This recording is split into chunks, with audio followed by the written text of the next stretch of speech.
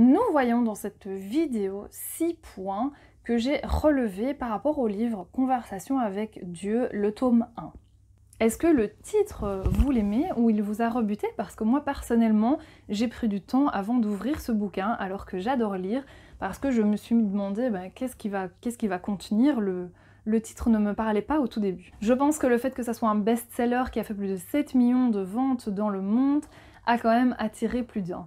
Et bien un jour, je me suis dit qu'il était vraiment temps que je m'y mette, et j'ai à cœur de justement vous faire cette vidéo qui est suivie d'un article où j'ai résumé le livre en 6 points, bien que ces 6 points très généraux qui m'ont parlé, il y a un peu tout qui m'a parlé dans le livre, mais c'était très compliqué de pouvoir parler de tout, donc on est vraiment sur un gros résumé assez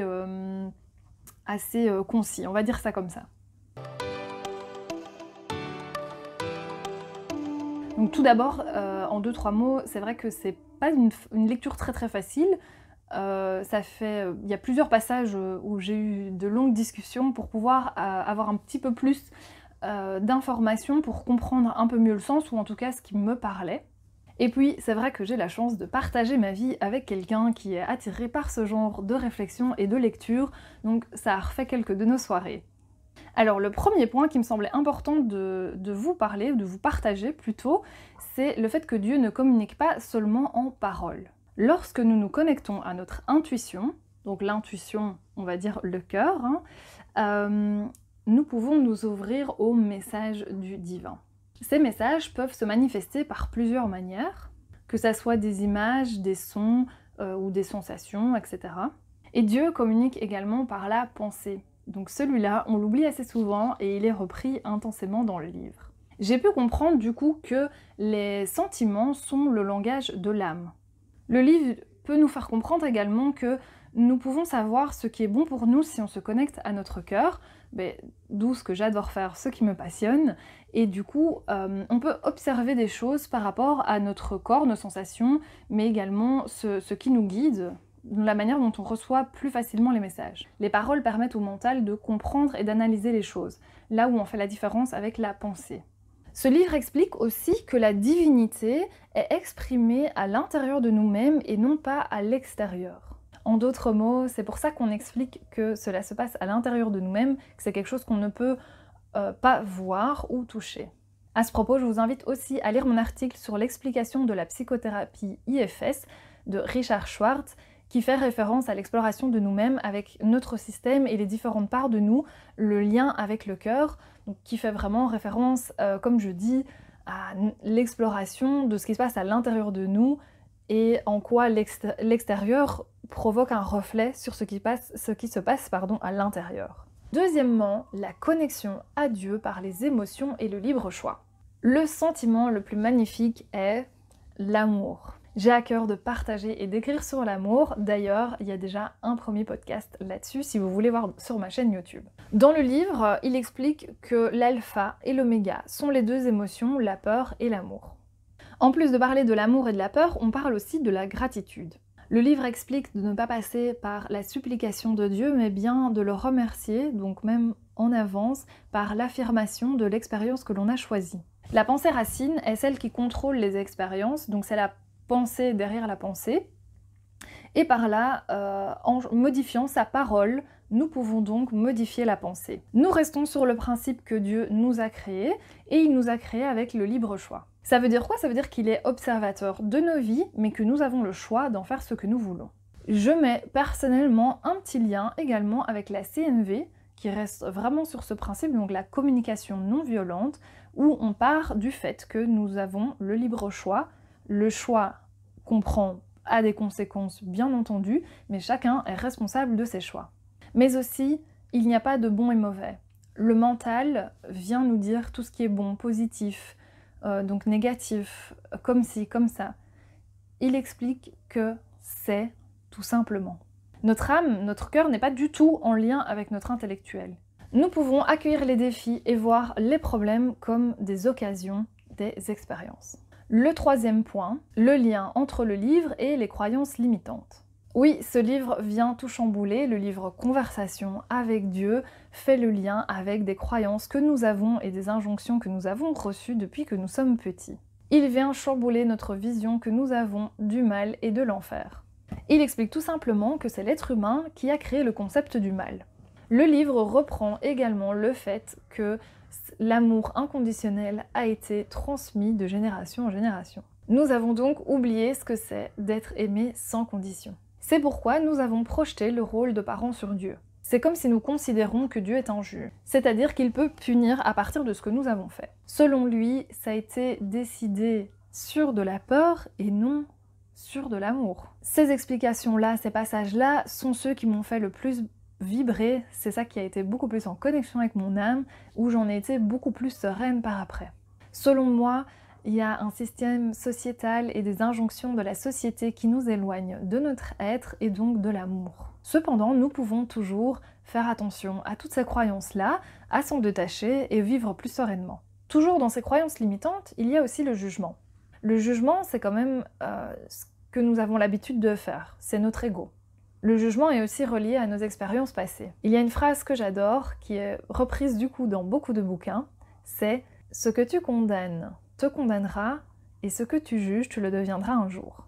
Les jugements nous ont donc mis à l'écart de la joie, de l'amour pur, de tout ce qui est également agréable. L'enfer sur Terre, c'est l'âme qui est malheureuse. Pourquoi? Parce qu'elle est déconnectée et séparée de la joie et de l'amour. Une phrase qui m'a également fait vibrer, c'est que si nous n'allons pas voir à l'intérieur de nous-mêmes, nous allons en manque vers l'extérieur de nous-mêmes. Tout ce que nous voyons dans le monde est le résultat de l'idée que nous nous en faisons. La souffrance n'est pas reliée directement aux événements, mais justement le regard que l'on a sur ces événements. Le quatrième point, le but de la vie repris dans le livre Conversation avec Dieu. Le livre nous explique que le but de l'âme, c'est de venir accomplir des expériences sur Terre. Il n'y a pas besoin de chercher qui l'on est, mais qui l'on veut devenir. Il explique que la vie n'est pas une école. Nous n'avons rien à apprendre. C'est et nous expérimentons. Et au final, l'âme sait ce qu'elle vient faire, pourquoi elle s'est incarnée.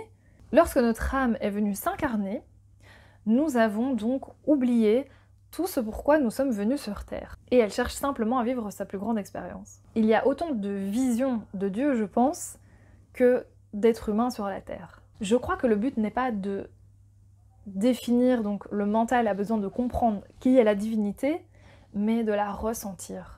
Le point 5, la conscience individuelle et collective. Nous réagissons tous différemment face à un événement. Donc je reviens ici sur les réactions personnelles, elles viennent de nous-mêmes. Ce qui peut nous arriver de manière personnelle proviennent de nos pensées, totalement inconscientes bien sûr, on ne cherche pas à avoir un accident. Après, au niveau conscience collective, il peut y avoir des beaucoup plus grosses expériences. Il peut y avoir des mauvaises choses qui nous arrivent et qui font partie de cette conscience collective. Nombreux sont les personnes qui se demandent mais si Dieu existe, pourquoi il y a tant d'horreur dans ce monde? Et le livre tente d'y répondre à plusieurs reprises, parce que c'est pas quelque chose, c'est pas une croyance qu'on arrive à changer du jour au lendemain. Il y est expliqué que le monde serait totalement différent à partir du moment où chacun prendrait ses responsabilités.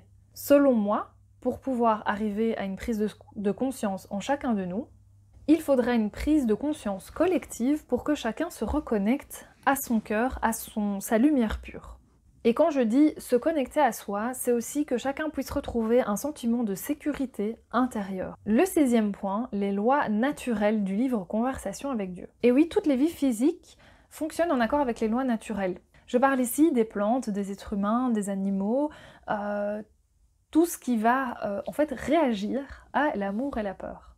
Les lois naturelles reprennent aussi la conception qu'il n'y a pas de hasard. Toute expérience est là pour une raison, il y a un sens. La première loi citée dans ce livre est que tu peux être, faire et avoir tout ce que tu imagines. La deuxième loi, c'est tu attires ce que tu crains. Le livre explique aussi que l'on trouve naturellement des règles de vie à partir du moment où on a trouvé Dieu.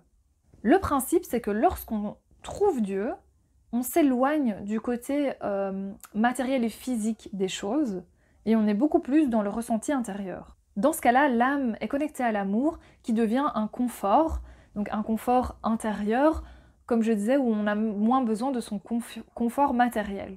Ce principe-là, du coup, est considéré comme un niveau de conscience. Pour conclure, parce que déjà merci de m'écouter jusqu'ici, et pour conclure, pour cette fin de vidéo, j'ai envie de dire ce que j'adore, et maintenant j'adore répéter ça, c'est que l'univers est une grande photocopieuse. Et elle produit des multiples photocopies de nos pensées. Quand j'ai compris cette phrase, waouh, je me suis beaucoup plus connectée à l'amour et à la gratitude envers cette planète, donc envers le monde, envers le tout, envers l'univers, et je me suis dit waouh, c'est trop dingue. Après, quand on fait attention à tous les signes qu'on peut vivre, c'est vraiment magnifique. Et je vous invite pour la fin de cette vidéo à me dire si vous avez envie de continuer à parler de spiritualité, parce que moi j'adore ça, et vous pouvez m'indiquer tout ce que vous voulez comme article dans les commentaires, je ferai attention de pouvoir répondre à chacun. Et puis ensuite, je peux que vous conseiller de lire ce livre qui est vachement intéressant et vachement enrichissant. Et voilà, nous sommes à la fin de cet article. Je vous remercie beaucoup de m'avoir regardé et ou écouté. À tout bientôt.